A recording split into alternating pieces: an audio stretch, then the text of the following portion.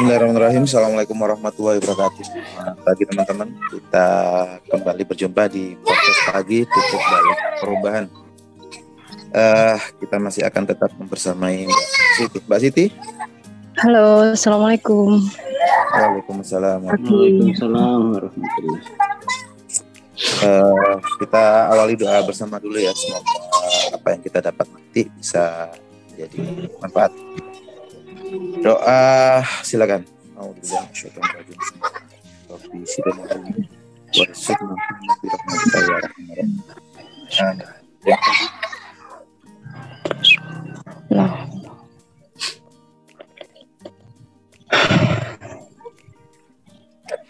Oh ya, oke ya. Bismillahirrahmanirrahim. Assalamualaikum warahmatullahi wabarakatuh. Selamat pagi, teman-teman. Ini kita lanjut titik balik perubahan yang kedua ya.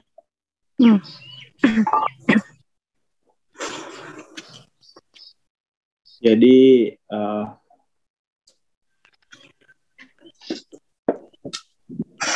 kita mau bahas apa nih? Aku mau cerita dari yang kemarin. Oke, siap. Kemarin itu kan habis Zoom, kayak ya biasa tiap kali habis transendensi itu kadang kan kayak ada rasa bingung, terus campur-campur kayak gitu loh. Kemarin terus cuma kan kembali itu sambil belajar menggunakan asas non dual ya. Jadi apapun perasaan itu ya udah coba diterima gitu. Kemudian mikir yang sama kemarin juga masalah belajar itu terus ketika ini kan aku terus berniat, oh iya ini kayaknya aku harus ini sih berhenti main media sosial. Kan aku biasa baca itu memang banyak sekali. Banyak ikut kayak grup-grup gitu, itu hampir tiap hari itu memang baca kayak gitu-gitu banyak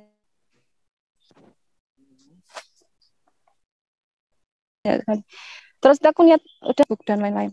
Tapi ketika itu sampai sore kan, aku terus mengamati ini, menemukan jiwaku ternyata bukan butuh bacanya, tapi kayak ada kecanduan gitu loh. Kayak loh, aku kok nyari-nyari ya? Maksudnya sampai kadang buka, ini kan nggak nemu, tinggal WA udah cari yang lain. Jadi kayak nggak sadar itu nyari-nyari apa gitu loh, Bang. Jadi kayak tahu, oh aku memang seperti ini, sebenarnya bukan butuh bacanya, ini cuma butuh kayak kecanduan gitu. Itu sadar kemarin sama ya, itu sambil ya itu ini ya jadi kita tuh menganggap bahwa kalau kita scrolling gitu ya, itu kita berpikir hal semacam itu sama dengan berpikir gitu ya. Padahal scrolling terus nonton kayak gitu kan sebenarnya kita tidak berpikir ya. Atau mungkin kalau berpikir reseptual ya. Reseptual. Jadi semacam berpikir mekanis begitu. Ya, dan kayak lompat-lompat gitu loh. Memang kayak kok aku nggak bisa ya fokus ke dalam diri. Jadi kayak sadar gitu, ternyata aku selama ini tuh emang kayak lompat-lompat aja, nggak mau anteng gitu mengenali diri. Namanya berpikir itu kan orang merenung ya. Orang merenung, melakukan refleksi, bukan scrolling, bukan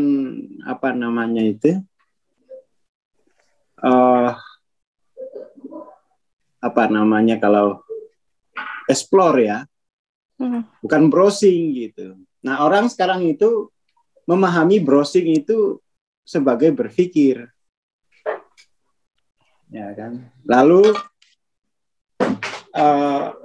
menilai bahwa dengan mengetahui banyak hal di luar, kita berpikir kan. Nah, sebenarnya berpikir itu lebih pada mengaktualkan yang di dalam sebenarnya, bukan kemudian kita adaptasi dengan wacana-wacana yang di luar itu kan jadi mekanis. Jadi mekanis.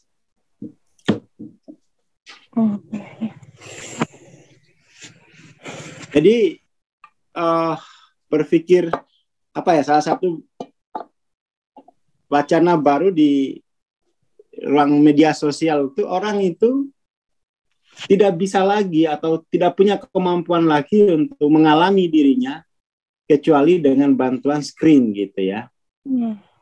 Saya scrolling maka saya ada, saya browsing maka saya ada. Itu kan apa ya, sisi lain dari dunia digital gitu ya. Sisi lain dari dunia digital itu sebenarnya lebih tinggi kalau kita berinteraksi dengan orang gitu ya, daripada baca data, ya kan? Masih lebih berharga kita ngobrol di chat misalnya daripada hanya sekedar data gitu kan? Seperti itu.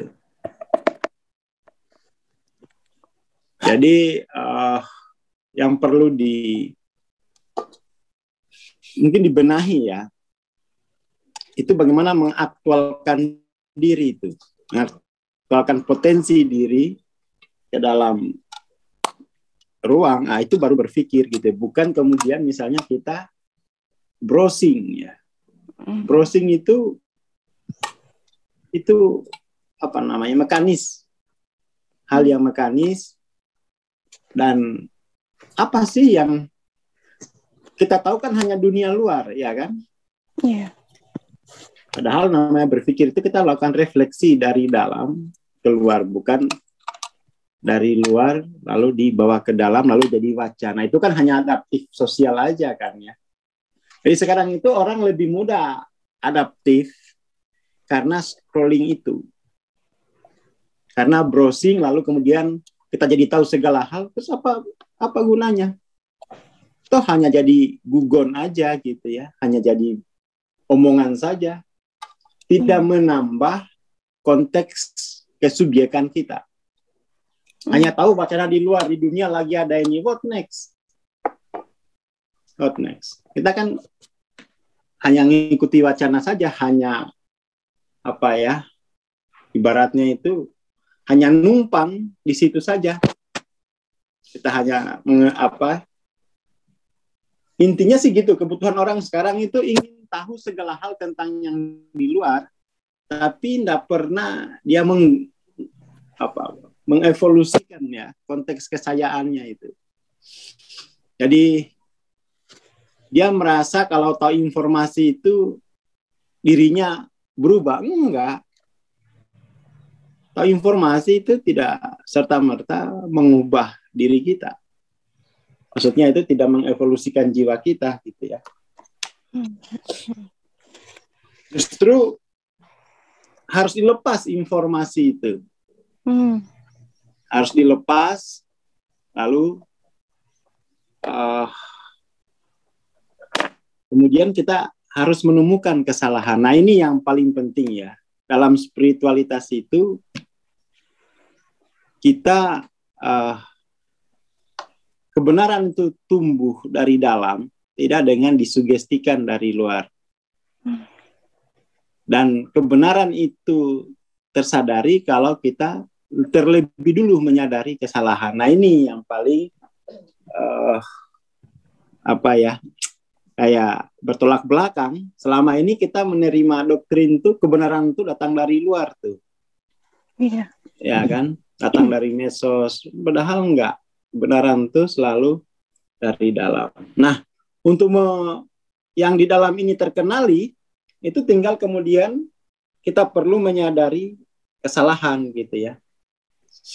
Kesalahan dalam pengertian kesalahan jiwa kita. Ya, seperti itu.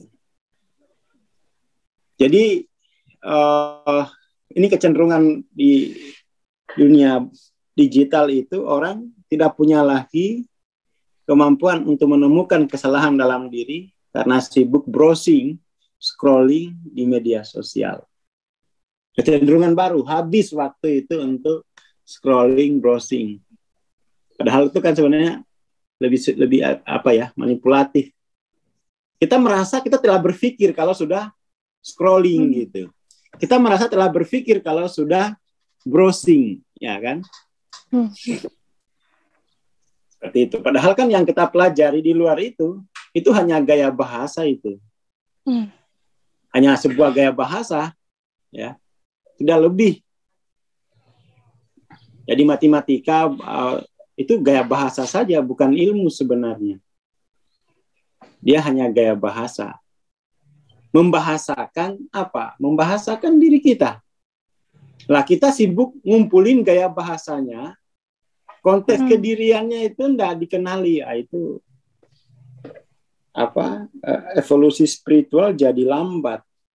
Karena kita gagal membedakan mana makna, ya kan? Mana makna, data, informasi, kesimpulan. Kita paling hanya bikin kesimpulan. Makna, kita nggak ngerti makna. Nah, itu yang, karena memang di sekolah itu kita tidak pernah berhubungan dengan makna. Kita hanya berhubungan dengan pengumpulan data, lalu kemudian data tadi menjadi bahan. Jadi data tadi itu menjadi bahan obrolan kita. Lalu itu disebut saya sudah berpikir. Lah itu kan mekanis sekali, gitu ya. Bukan berpikir dalam konteks sesungguhnya, tidak seperti itu. Seperti itu.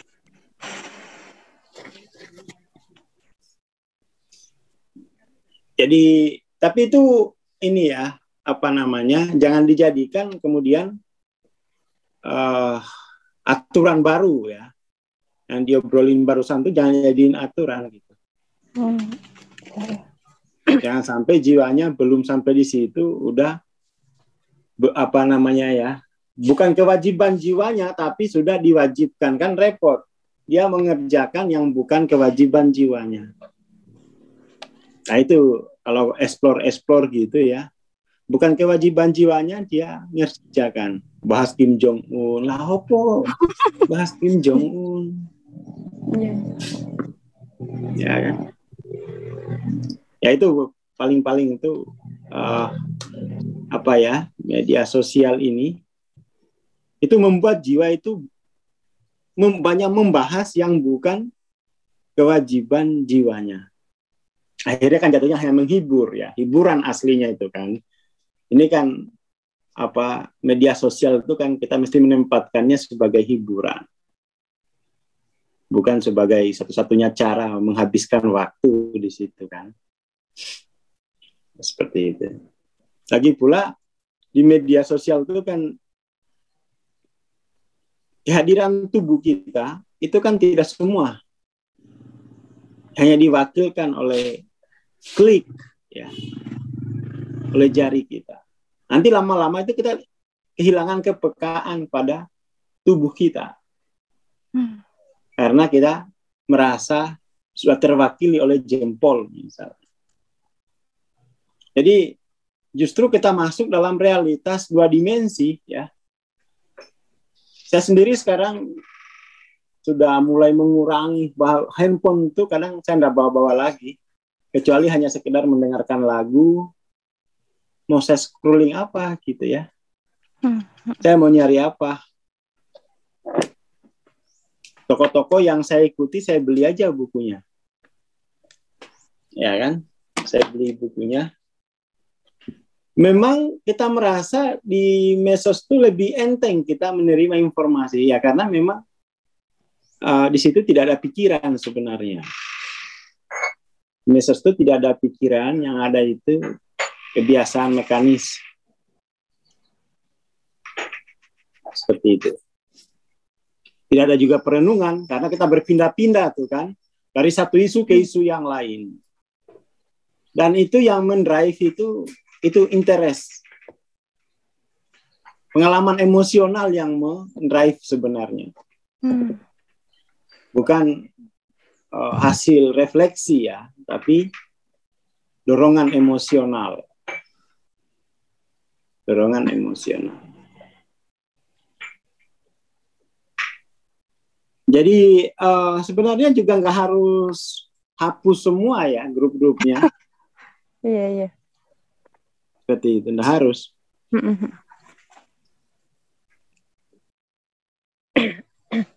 Saya sendiri nggak pernah ikut grup. Nggak pernah ikut grup. Kecuali grupku sendiri. Itu pun juga jarang berinteraksi di situ kan. Ya, nggak mau bahas apa. Tidak ada wacana penting yang harus dibahas. Tidak ada. Ya saya merasa dengan obrolan seperti ini justru ya paling enggak lebih ini ya apa namanya, kalau terlibat dalam obrolan kan mau nggak mau dia harus hadir dengan seluruh tubuhnya tuh, interaksi gitu ya, itu yang paling penting.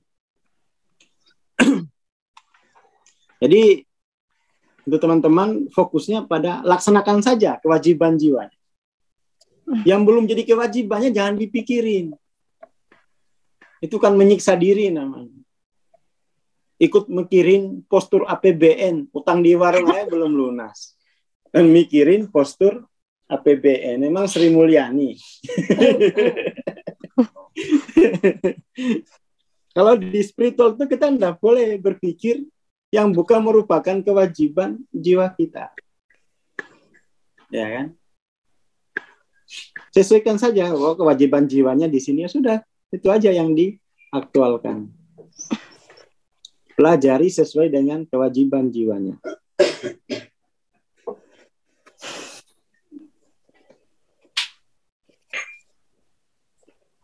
Itu yang paling penting. Terus apalagi? Kamu sebenarnya cari apa sih? Cari informasi apa?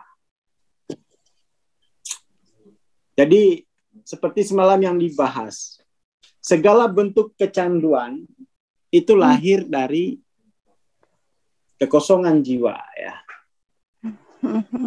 Kekosongan tadi itu kemudian diselesaikan dengan pemenuhan informasi ya, Iya. Harusnya itu diselesaikan dengan penemuan diri sehingga kita bisa mengevolusikan informasi yang ada di masyarakat. Kan mestinya begitu. Yang seperti itu. Jadi kita ini memang enggak ada peta sama sekali ya. Kita nggak bisa lagi membedakan mana yang disebut hadir ya, jiwa itu betul-betul hadir dengan sekedar mekanis gitu ya. Gerak mekanis sama gerak kehadiran itu kita nggak mengerti lagi itu. Karena memang dari kecil nggak pernah diperkenalkan kosakata itu. Bahkan semakin mekanis. Sekarang itu mekanisnya semakin masuk. Kalau dulu mekanisnya itu hanya mempengaruhi saraf-saraf atau otot-otot besar, sekarang itu masuk ke neuro, tuh, mekanis di level otak ya. Jadi orang itu merasa sudah berpikir kalau sudah membaca berita misalnya ya, sudah browsing, itu merasa dia sudah berpikir. Berpikir artinya dia tahu berita, kan bukan begitu berpikir itu. Jadi seolah-olah kalau sudah tahu berita itu saya sudah berpikir lah, itu kan hanya merekod, ya kan, hanya mengambil, itu bukan berpikir ya. Tapi itu perasaan ketidakmampuan untuk mengakses dirinya sendiri, lalu ketidakmampuan itu digantikan oleh yang penting aku sudah berpikir, yang penting aku sudah merekam gitu ya. Ya seperti itu masyarakat ya, diapain.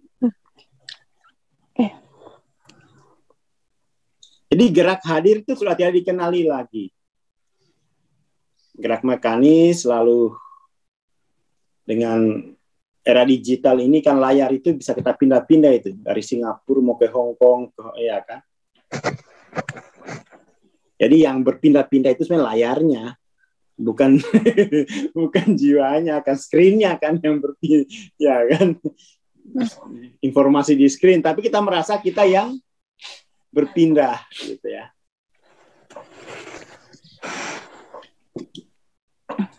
Ya itu kita serba rumit karena hanya menjadi konsumen, gitu ya. Kita hanya konsumsi. Tidak ada lagi perenungan. Namanya berpikir itu perenungan.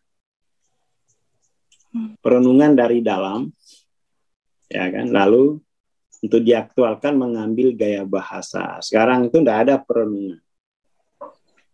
Ya, nggak ada perenungan. Yang ada tuh hanya browsing, ya. Browsing. Dan itu sudah menjadi kebutuhan, browsing itu. Dan itu sudah jadi kebutuhan. Perenungan itu tidak menjadi kebutuhan. Yang menjadi kebutuhan itu browsing. Itulah yang disebut dengan berpikir mekanis. Itu yang paling penting. Kayak apa? Bukan berarti kita anti medsos, enggak. Medsos itu diperlukan untuk ngirim data, ya kan? Tetapi ya hanya seperti itu, hanya kurir lah. Hanya kurir.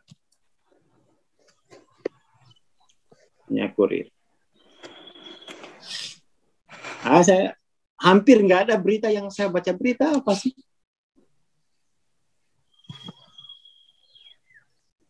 Paling yang saya kunjungi toko buku aja udah. Scroll, lihat buku, udah beli. Sekarang pun bahkan toko buku enggak lagi. Saya ada pegawai toko bukunya itu, kamu kalau ada buku baru lagi, genrenya ini, kirim ke WA saya ya. Jadi itu untuk menghemat atau untuk menghindari perbudakan informasi. Untuk menghindari perbudakan informasi. Jarang saya. Paling lagu, kalau lagu itu berbeda. Itu pun lagu itu saya ubah itu arahnya. Saya menjadi bahan transendensi. Saya dengar lagu itu, saya teliti rasanya tuh, oh ini ya. Jadi bisa jadi bahan transendensi, bisa jadi menunjukkan untuk mengetahui kesadaran kolektif yang ada di masyarakat lewat lagu. Ya kan? Seperti itu. Mas War, ini mungkin beda topik atau apa ya, kayak misal sekarang ya, kok yang tak rasain mungkin perlu kayak menggunakan non dual lagi ya, kayak gini kan. Sebenarnya kayak aku paham pengen merespon, tapi kayak semakin dicoba pengen merespon itu semakin nggak bisa kayak gitu loh. Jadi ya diem aja. Makanya, tapi ada juga perasaan gini, nggak enak sama yang lain. Kayak kok nggak partisipatif, nggak ada pertanyaan kayak gitu, ada perasaan gitu. Tapi ini ya mungkin diterima aja ya. Ya namanya partisipasi itu harus dari dalam. Jadi dibedakan antara rutinitas sama aktivitas ya. Jadi kan kayak membandingkan dengan idealnya gitu.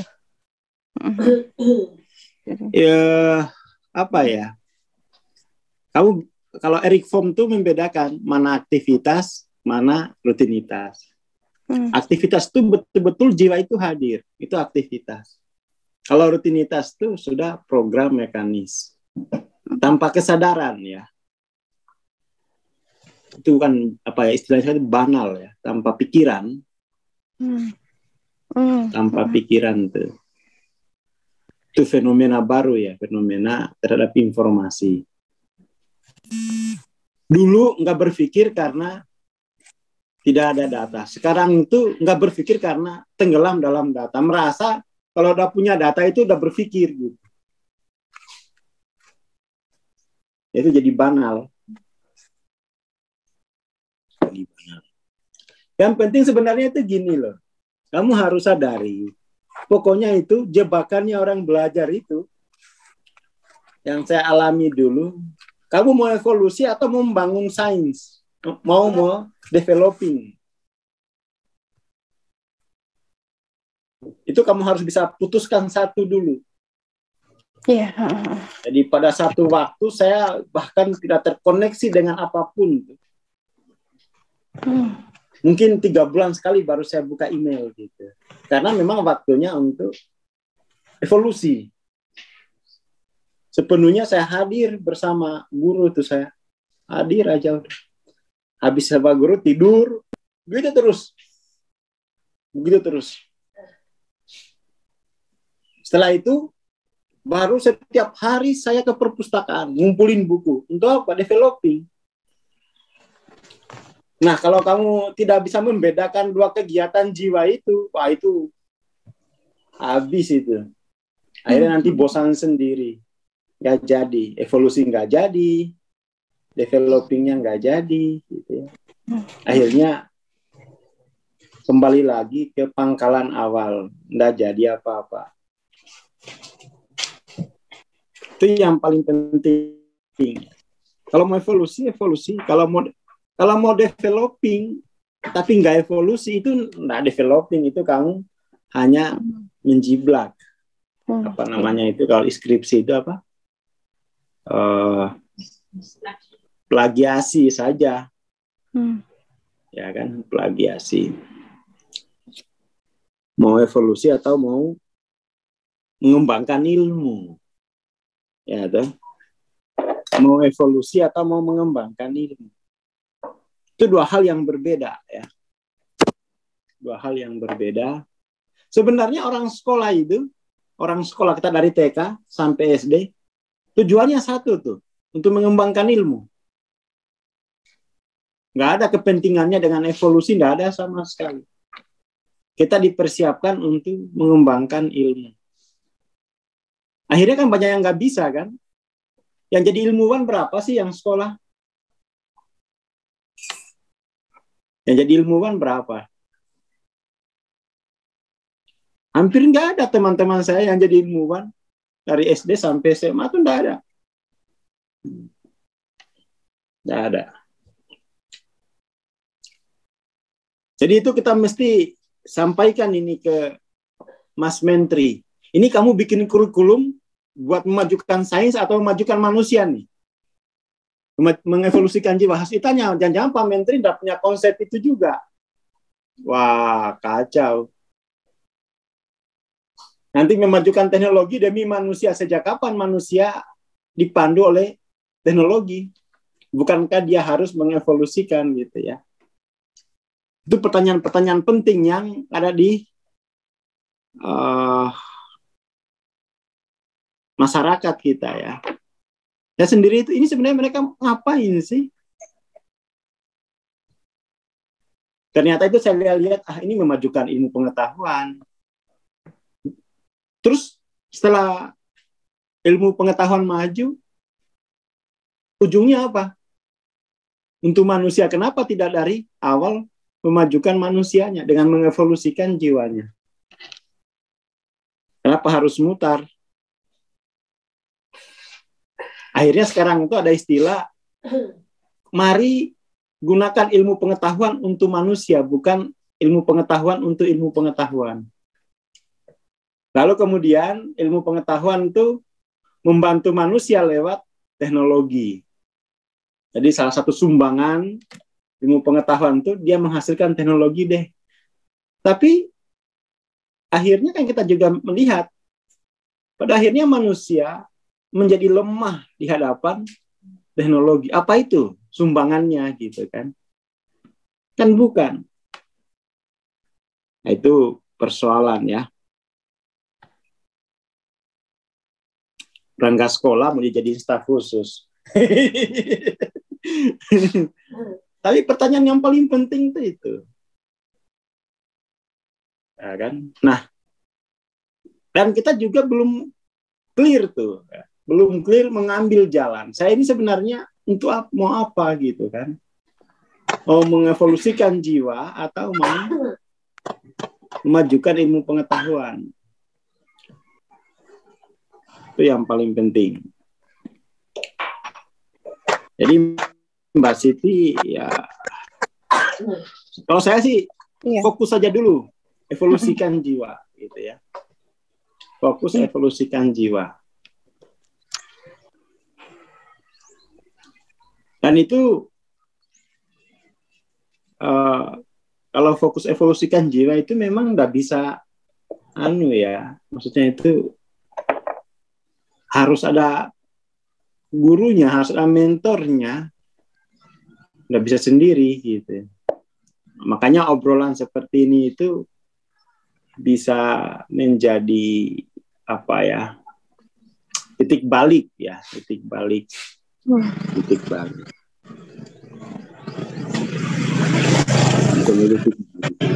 Jadi pada akhirnya itu kita akan ketemu lagi persimpangan setelah saya nggak usah develop ilmu dulu. Akhirnya ketemu lagi persimpangan. Saya mau evolusi spiritual atau mau cari nafkah nih. Itu lagi ada problem, tidak mudah. Ya. Karena kita akhirnya tahu, waduh, ini kita masih survive semua. Mau evolusi spiritual atau mau nyambung hidup. Kalau begitu pertanyaannya saya nggak bisa jawab. Ntar nanti kantor penuh nanti.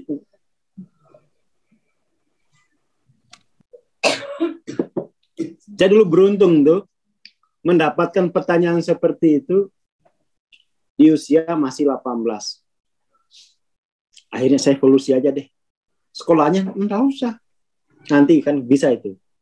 Soalnya kalau evolusi itu enggak, kalau gurunya udah lewat, kita mau ke siapa lagi? Kalau gurunya udah meninggal kan. Akhirnya ya betul waktu itu setelah saya belajar ya berapa tahun ya? Dari 2003 ya 9 tahun lah ya. 11 tahun. Gurunya meninggal. Sekarang nggak ada lagi wacana begitu. Saya kuliah belum evolusi kan. Saya udah evolusi. Kalau kuliah kan ada terus. Saya punya cucu 2 baru kuliah juga bisa.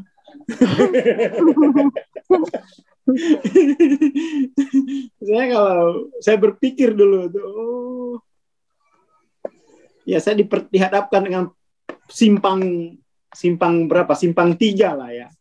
Evolusi, kemudian develop science, atau saya harus karir. Ya, atau harus berkarir. Saya milih evolusi. Karir, develop science gampang itu.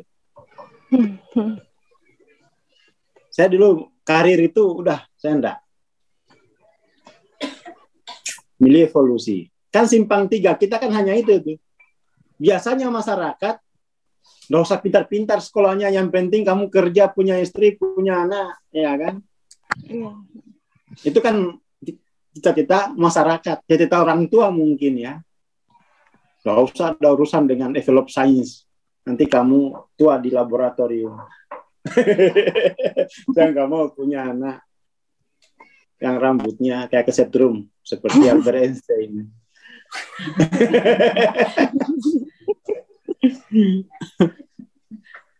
Nah, kalau kamu pilih jalan evolusi, nanti masyarakat bilang, kamu gila. Kamu gila. Udah itu. Udah. Jadi kalau kamu sudah dibilang gila, masih belum gila, itu kamu sia-sia. Iya.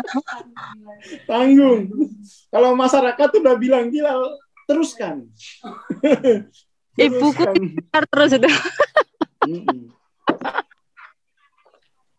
Jadi itu simpang 3 ya, simpang 3 yang harus kita putuskan, mau evolusi, develop science atau karir.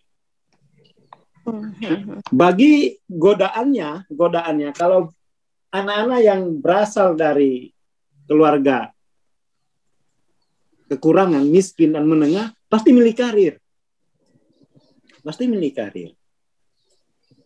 Dan ini kan kelompok kita semua tuh yang itu. Kan di sini nggak ada ini cucunya Pak Abu Rizal Bakri ikut podcast podcast kita.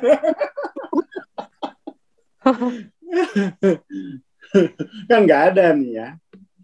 Padahal harusnya tiga-tiganya itu kita harus ambil itu mau nggak mau. Karir, sains, atau evolusi. Tapi kita harus mulai dari evolusi dulu. Baru tuh bisa karirnya bagus. Ya dikit-dikit bantu develop sains. Walaupun cuma nambah kata A gitu. Tapi ikut partisipasi.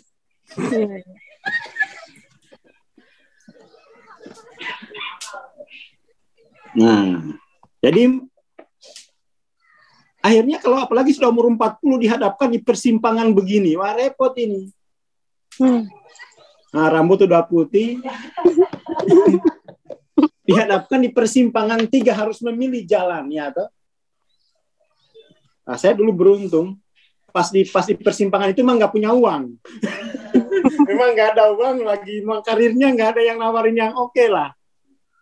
Ya kan, mau develop sains juga nggak ada uang. Akhirnya sudahlah yang murah-murah aja, jalani evolusi. Murah. Yang murah jalani evolusi, tapi setelah itu bisa develop sains tuh, bantu-bantu lah. Bisa, kalau karir mah nggak usah dipikir, itu pasti gitu. Itu pasti. Jadi diingat-ingat itu ya. Selalu kita dihadapkan pada 3 pilihan itu gitu. Masyarakat, orang tua kita akan mengambil yang paling simpel, karir, nikah. Udah. Gak usah mikirin develop sains. Mikir kalkulus tuh udah bikin kenyang kok. Kita biasanya terjebak di situ ya. Ya ini bagus nih, punya duit bukan ditabung buat beli emas, buat beli buku, sudah tua juga buat apa, ya kan? Ya begitulah pola pikir masyarakat, pokoknya dia fokus pada materi.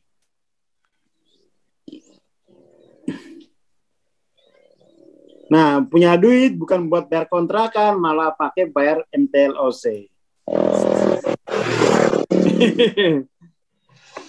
Nah itulah masyarakat itu selalu begitu karena memang mereka tidak pernah berani menghadapi simpang 3 ini.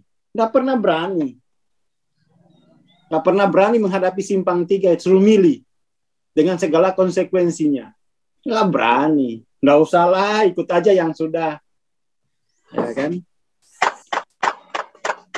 Seperti itu.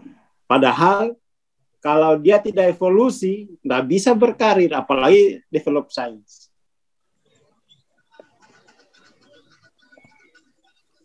Tapi memang pilihan untuk evolusi itu gila, pilihan gila. Pilihan gila. Ya sendiri itu ya dibilang kayaknya gila, nah itu. Kebanyakan wirid. Gila. Sekarang itu paling gilanya masih belum sembuh, masih jomblo. Dulu itu gilanya kayak anggap karena nggak punya karir. Sekarang itu ada lagi gilanya karena masih jomblo.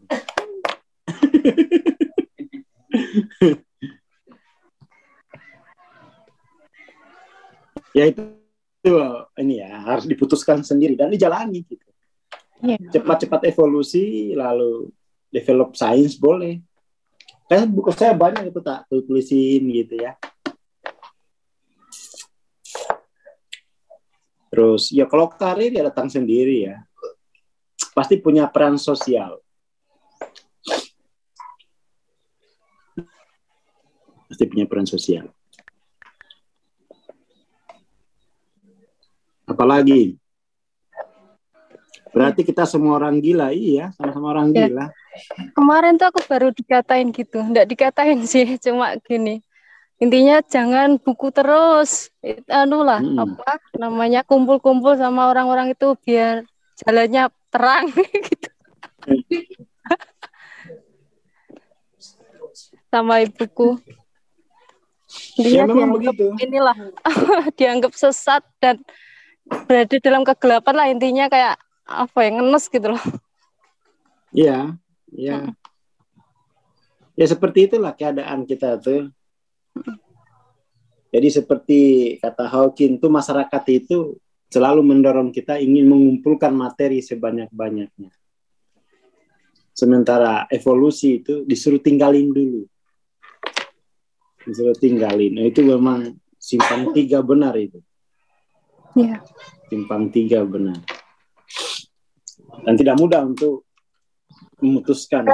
Aku kalau kayak belajar apa gitu malam, kalau siang ya main sama anakku kayak gitu-gitu aja. Nanti daripada itu masih belum ini sih kayaknya. Belum kokoh. Masih gampang ketarik kalau gitu udah kayak ikutan marah kayak gitu. Tapi ya itu ini ya proses evolusi. Justru memang proses evolusi itu hambatan terbesarnya itu dari keluarga. Apalagi keluarga kita ini kan, wah, keluarga masyarakat Indonesia itu merasa apa ya, orang tua itu hancur gagal kalau anaknya sedang menempuh jalur evolusi. Dia merasa udah penuh dosa gitu ya, merasa gagal.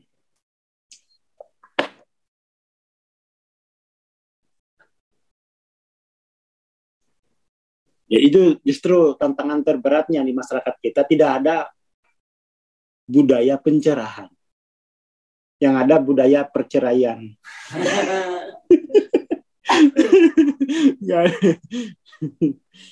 Ya itu ya.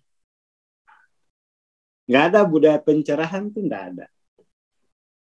Saya juga bingung bagaimana apa namanya sebuah bangsa besar gitu ya nggak punya budaya pencerahan.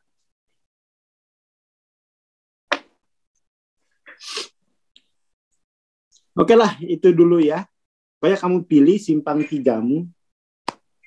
Kamu pilih evolusi dulu, bangun sains atau karir. Tantangan terberatnya, saya tidak ikut-ikut karena saya harus tanggung jawab kalau saya ikut itu.